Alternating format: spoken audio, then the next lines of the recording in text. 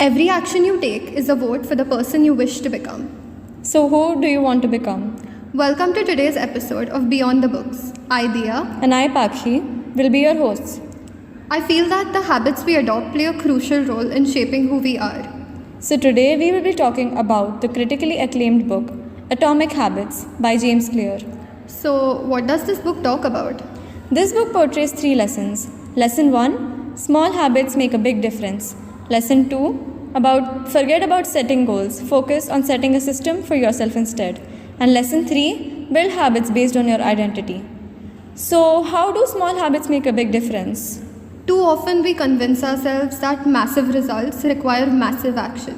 While we think doing 1% better on a test than last time isn't that significant, it is still a step forward, achieved by our habit of consistently studying, which helps us to improve overall and to achieve results, no matter how minute they are.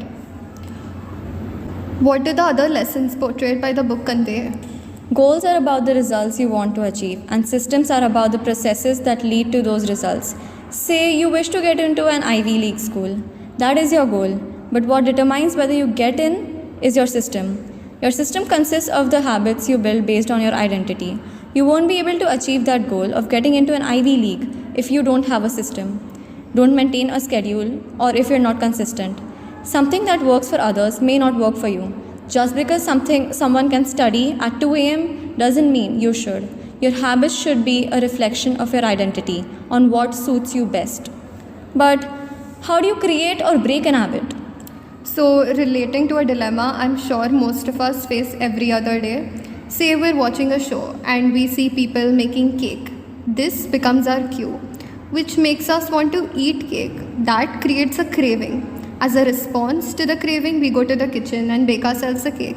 And our reward is that we get to eat it. So, this habit of us ending up craving something sweet, how do we break it? Make it invisible by stopping to watch the show which triggers your cue. You make it seem unattractive. Ask yourself, is it really good for you? Make it difficult. Hide the ingredients if you want to. And lastly, make it seem unsatisfying by distracting yourself with something else that is also satisfying. A cue triggers a craving, which motivates a response, which provides a reward, which satisfies the craving, and ultimately becomes associated with the cue. Together, these 4 steps form a neurological feedback loop.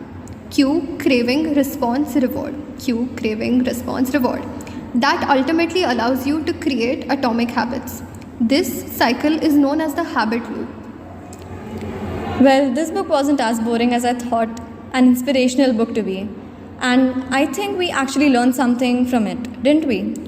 Well, I hope you enjoyed this episode of Beyond the Books with us. Thank you.